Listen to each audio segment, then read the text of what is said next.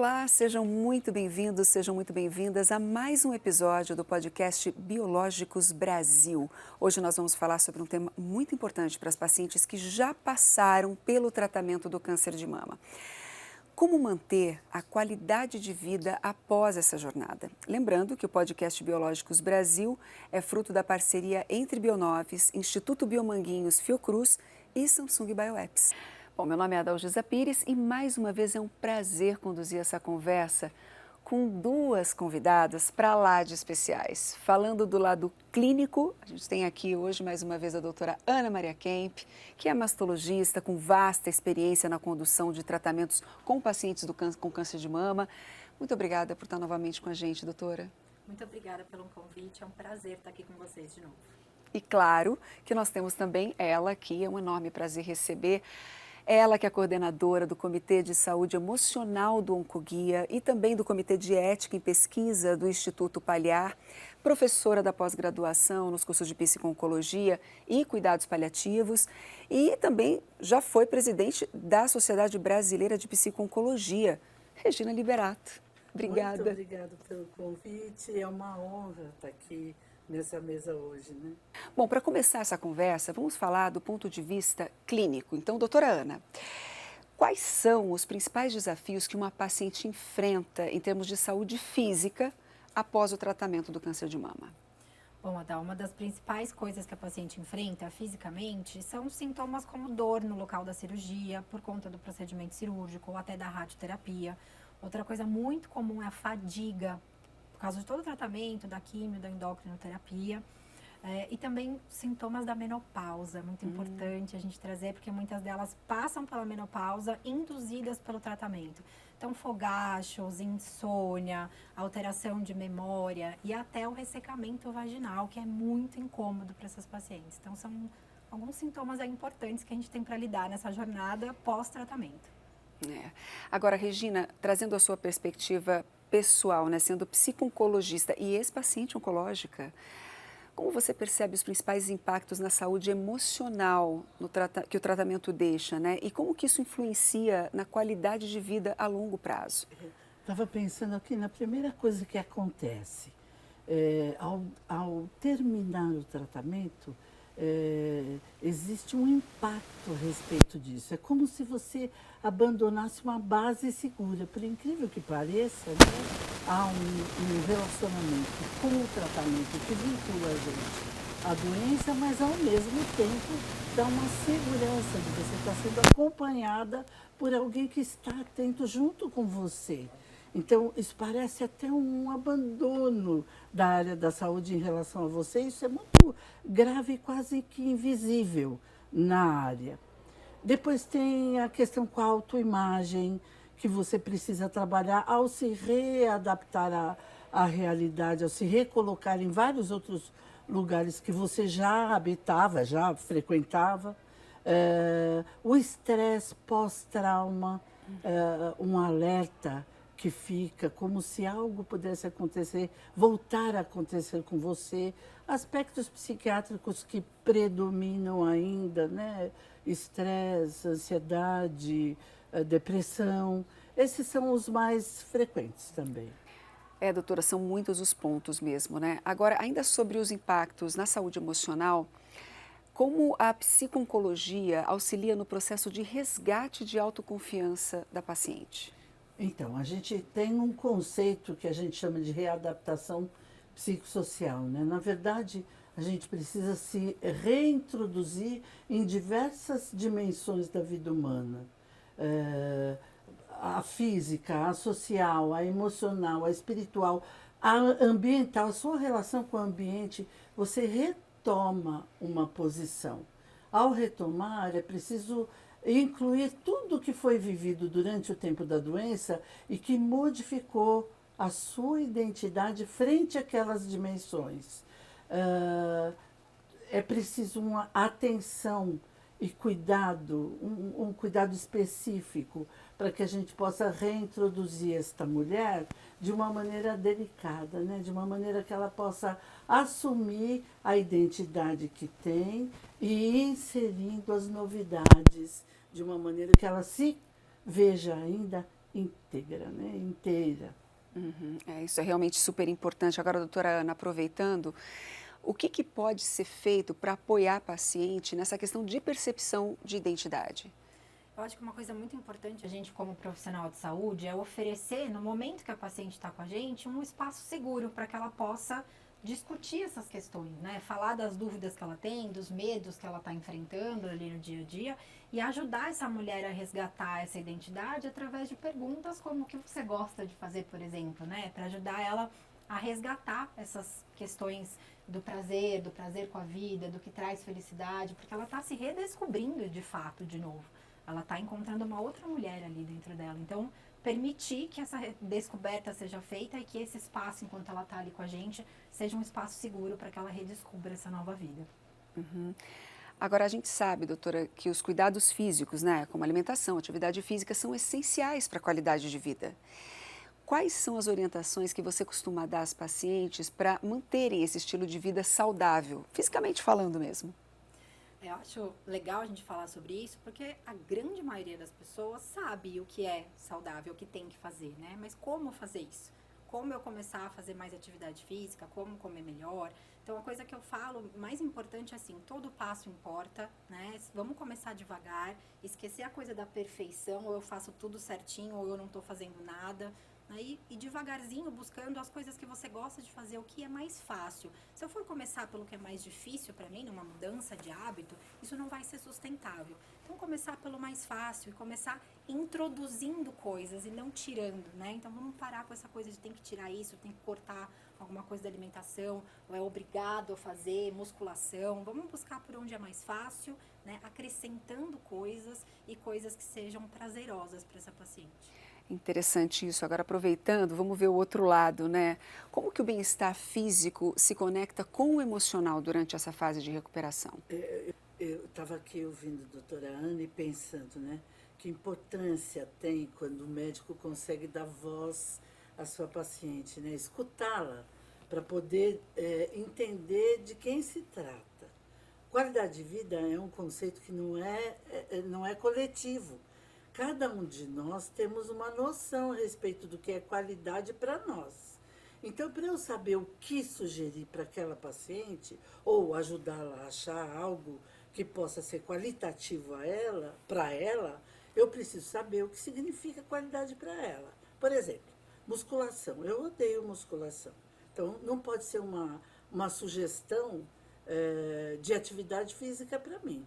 Mas também vamos entender que nós estamos numa vida adulta, não dá para alguém que teve câncer dizer, não vou fazer atividade física. A gente está cansado de saber que os estudos apontam por uma necessidade vital da atividade física para quem passou pelo tratamento do câncer, para quem está e para quem passou pelo tratamento do câncer. Então, eu vou ter que escolher algo que signifique atividade física e que eu possa ligar com a minha afinidade, com o meu prazer.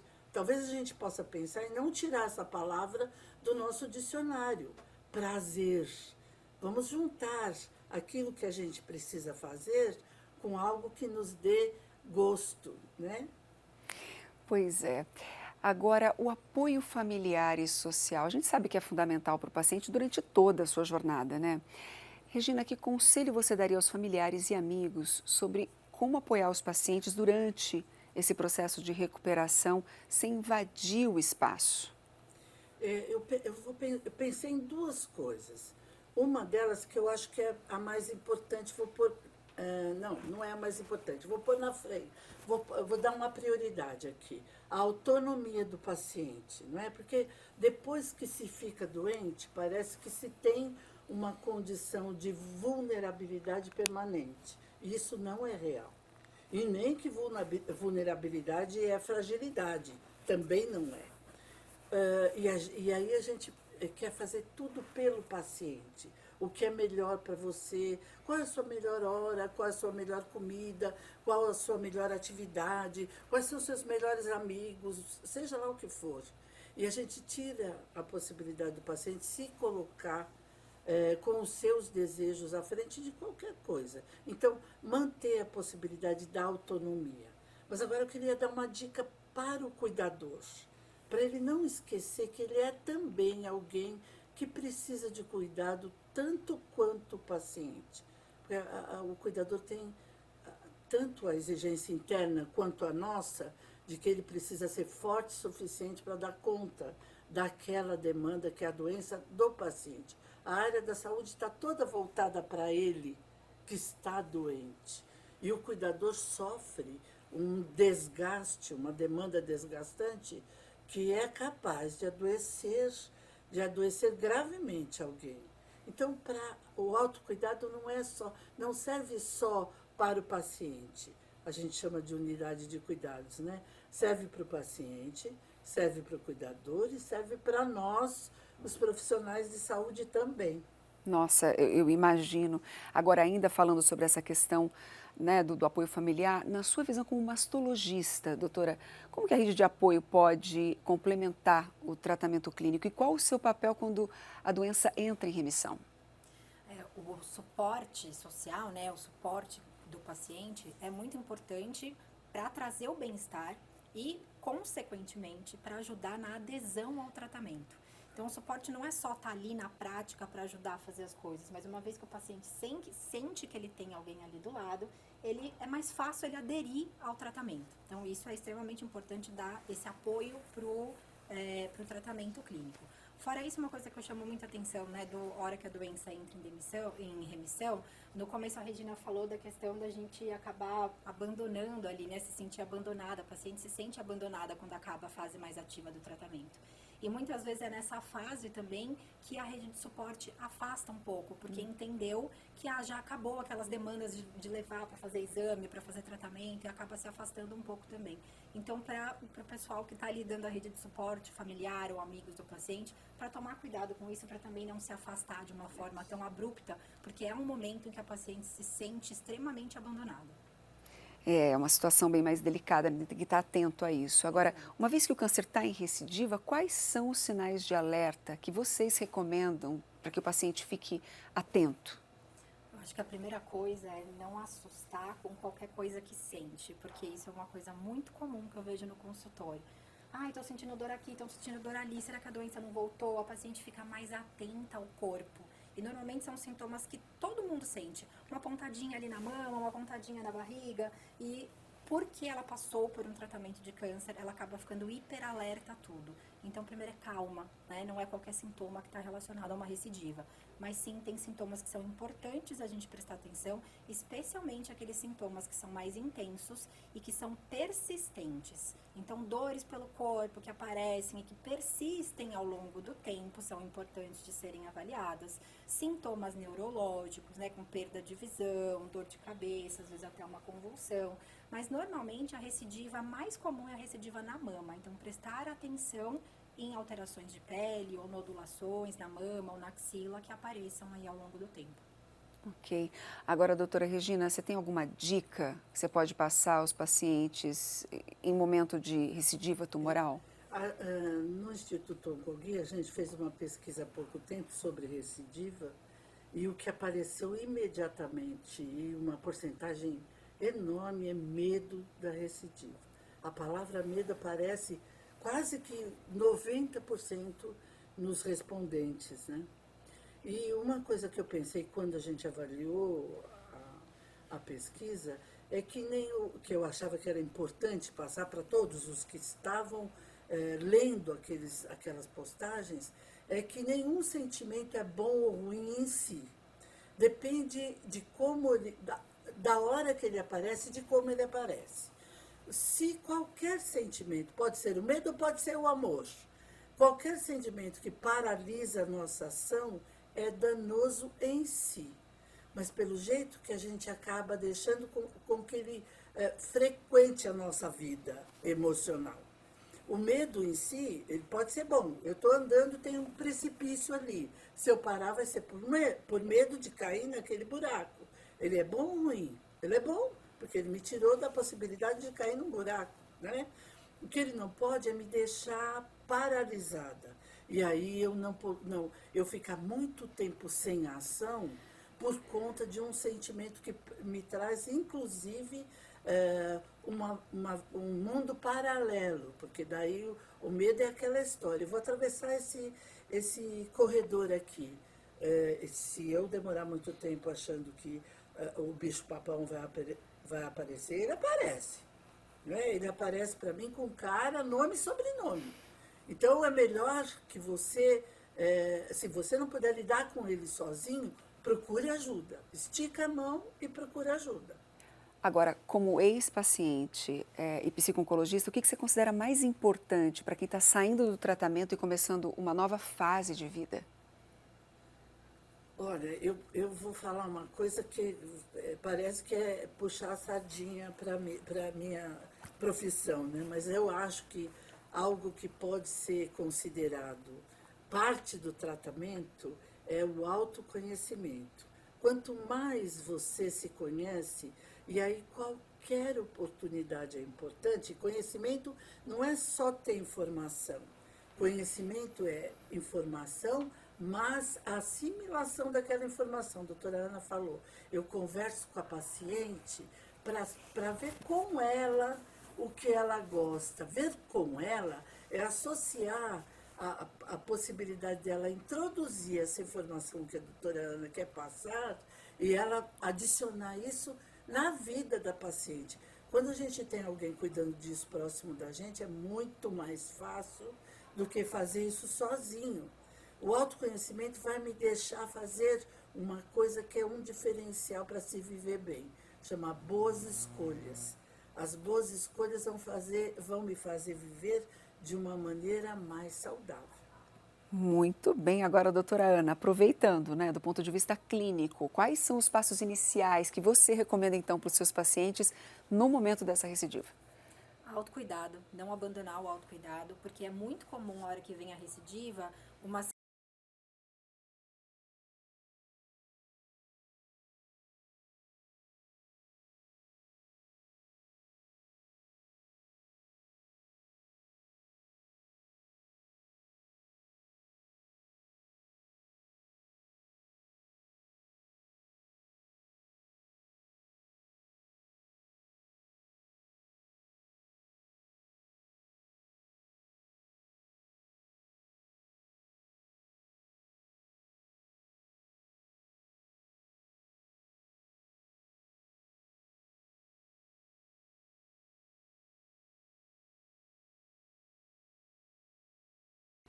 Agora, doutora, do ponto de vista clínico, então, né, quais são os passos iniciais que você recomenda aos seus pacientes no momento da recidiva? A primeira coisa que eu falo é para não parar de se cuidar, porque a partir do momento que vem um diagnóstico de uma recidiva, é muito comum que a paciente entre numa onda assim, de desesperança, de achar que é o fim da linha, né, que tudo está perdido, que eu me cuidei até agora e o câncer voltou. Né? Então, assim, tem coisas que a gente não tem controle, infelizmente, mas que não é o fim da linha. A medicina evoluiu muito, os tratamentos evoluíram muito, a gente tem muita condição de controlar a doença e da paciente viver bem por bastante tempo. Então, manter o autocuidado, manter tanto a parte de cuidado emocional quanto a parte de cuidado físico. Acho que isso é o essencial numa recidiva. Bom, agora, Regina, você pode explicar para a gente como é que é feita a integração entre o suporte médico e o psicológico para a paciente? Bom, hoje, atualmente, a gente tem a possibilidade de trabalhar numa equipe multiprofissional com uma abordagem interdisciplinar. Isso foi a bênção na área da saúde, né? A gente poder dividir saberes e compartilhar saberes e dividir responsabilidades, né?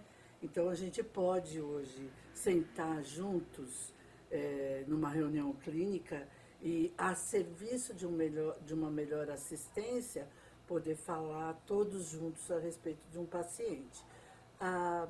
O processo de trabalhar em equipe nunca foi fácil, né? E acho que não vai ser nunca enquanto a gente não trocar essa vida competitiva, né? Que essa forma de viver em comunidade nos colocou mesmo para processos mais colaborativos. Mas a gente tem aprendido muito, né? E tem se ouvido mais. tem considerado mais a integralidade do homem e tem reconhecido que sozinhos a gente não alcança essa complexidade toda que é o ser humano, não alcança mesmo, né? E a gente tem visto, a comunidade da área da saúde tem visto que o paciente é quem tem usufruído muito mais quando a gente trabalha junto, né? Então, eu acho que hoje a gente tem muito mais facilidade. Essa abertura vai ter que ser conquistada, educada entre nós, e que estamos fazendo, graças a Deus, estamos fazendo isso permanentemente, né?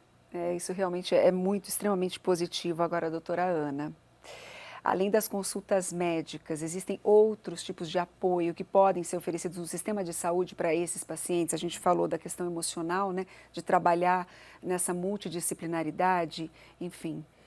É exatamente a utilização da equipe multiprofissional que está ali disponível, né? Então, é muito importante que o paciente tenha acesso a tudo isso, né? E entenda que o médico não é o único, né? E nem muito menos o principal no cuidado dele ao longo do tratamento. Trabalhar com psicólogos, com nutricionistas, com terapia ocupacional, com fisioterapeuta, vai proporcionar uma recuperação e uma qualidade de vida muito maior para o paciente do que só passar em consulta médica. Pois é, agora a gente sabe que o câncer de mama pode deixar tantas sequelas, né? E que uma jornada de recuperação pode ser bem longa. Qual que é o protocolo que vocês seguem para acompanhar a paciente que após a cura ainda apresenta os sintomas físicos, psicológicos, emocionais?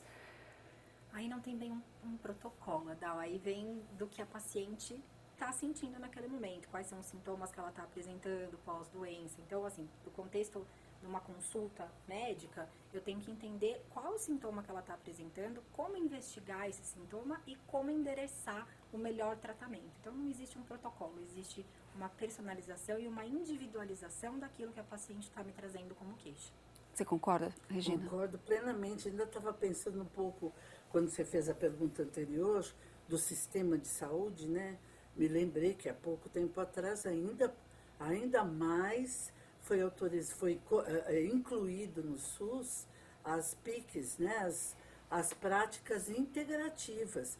E que hoje a gente tem vários estudos que comprovam a redução de aspectos psiquiátricos como ansiedade, interferência no manejo do estresse, que são desdobramentos do tratamento que possivelmente podem se perpetuar ainda na fase dos sobreviventes, né?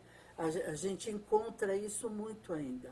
Mesmo no sistema de saúde, é possível que a gente tenha acesso a um tratamento mais abrangente também para quem está fora do tratamento clínico da doença.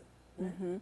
Agora, aproveitando, há algum tipo de suporte contínuo oferecido para ajudar na qualidade de vida e bem-estar desses pacientes?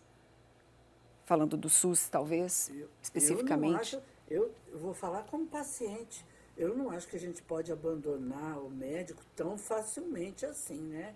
Eu tive câncer em 2006. Meu oncologista é meu oncologista até hoje. Portanto, eu não estou com ele tão assiduamente como estava normalmente, mas ainda vejo. E isso não tem a ver com a doença, tem a ver com a sua saúde. Se você quer ter um estado de saúde permanente, é preciso que você conheça o que acontece no seu corpo. Não, estou falando fisicamente agora, né, como paciente. E seja lá psicologicamente também. Então, o tratamento não se reserva somente à fase ativa da doença. Ativa da doença física, mas a doença se desdobra em outras fases também. A gente tem outras questões para cuidar depois do tratamento ativo fisicamente. Então, aproveitando, já que a senhora abriu um pouco para a gente, como que você poderia nos compartilhar como foi, assim, ou como foram os seus primeiros passos na sua fase de vida quando o câncer entrou em remissão? Você seguiu algum protocolo? Como é que foi esse processo? Você pode detalhar um pouquinho para a gente? Posso. Logo no começo foi muito conturbado, porque o meu prognóstico foi muito ruim. O meu prognóstico foi de menos de 1 ano de vida. Então eu tinha que organizar a minha vida num espaço muito pequeno, né? 1 ano de vida era muito pouco, pelo que eu pretendia fazer ainda. Eu tinha 49 anos naquela época. E aí eu resolvi fazer coisas para a minha vida que se vinculassem à vida. Eu fiz todo o tratamento que foi proposto, fiz mastectomia, fiz quimioterapia, antes de fazer a radioterapia, eu propus uma viagem para o meu oncologista, né? Ele tinha que me autorizar. Então eu queria ir para a Patagônia, porque era um lugar diferente que eu queria conhecer, já que eu tinha pouco tempo de vida, achei que valia a pena visitar um lugar diferente. E depois eu fazia 50 anos ainda, eu voltei, comecei a rádio e fiz uma festa de 50 anos, que achei que era a última festa que eu ia fazer. Mas aí, como se perpetuou, os anos ficaram mais compridos, o tempo resolveu colaborar comigo, eu achei que tinha uma outra coisa para fazer logo em seguida, que foi algo que tinha a ver com a minha imagem corporal. Eu fiz uma masté radical, eu fiz uma masté das 2 mamas, e eu saí da masté torta, né? Assim, estava ótima, meu cirurgião plástico foi excelente, mas eu me sentia muito fora do meu corpo. E eu precisava pôr aquele corpo no lugar. E não sabia como fazer isso, e achei que eu podia fazer isso com dança, que foi quando eu resolvi começar a aprender a dançar, que foi em 2007. Mas eu queria fazer Zouk, que era uma dança completamente movimentada para um corpo ferido demais para fazer Zouk. Mas não aconteceu assim. Foi muito bom ter aprendido tanto Zouk quanto outros estilos de dança, porque junto com a dança veio uma turma de dançarinos enorme, junto, que dançava cada dia num lugar, um estilo diferente. E isso foi uma distração para mim. E eu acho que talvez eu indicaria isso, que é inclusive uma estratégia que a gente usa muito em psicologia. Quando a gente vai lidar com dor, a gente usa uma estratégia que chama distração. Então, distrair a mente daquilo que parece ser algo muito dolorido pode dar um certo ar de esperança na vida. E a vida passa, vai acontecendo e segue em diante. Então, uma dica que eu acho que eu daria é você começar a engatar de novo, a se relacionar de novo, fazer vínculos com significados dentro da sua vida, sentidos dentro da sua vida.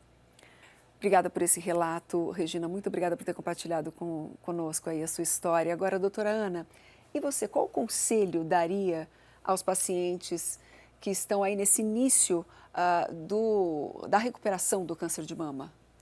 Eu acho que o meu conselho é exatamente o que a Regina fez com a vida dela, né? É buscar coisas que te deem prazer, que te tragam um significado diferente e que tirem o olhar e o foco da doença. Porque normalmente nesse momento as pacientes focam muito na doença, né? Muito.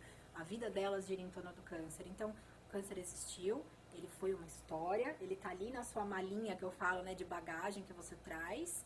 Mas a gente pode olhar para a vida de uma outra forma e buscar coisas que tragam prazer e tragam felicidade. Acho que isso é o mais importante. E com certeza deve ajudar e muito no tratamento, né? Sem dúvida. É isso que vai pautar aí os bons resultados, que é o que todos nós esperamos. Muito obrigada por vocês estarem aqui compartilhando tanta informação relevante, de qualidade para todas as pessoas que estão nos assistindo e, claro, nos escutando também. Muito obrigada, doutora Ana, de verdade. Obrigada a você pelo convite, pela honra de participar aqui dessa mesa hoje. Foi uma delícia. Regina, um prazer. Venha sempre. Muito obrigada pelo convite. É uma honra mesmo estar aqui todas juntas, né? Com todas essas informações. Foi uma honra. É realmente um prazer e claro que a gente agradece você que nos acompanhou neste episódio do podcast Biológicos Brasil sobre a qualidade de vida após o tratamento do câncer de mama, em parceria com a Bionovis, o Instituto Biomanguinhos Fiocruz e Samsung Bioapps. A gente se vê numa próxima.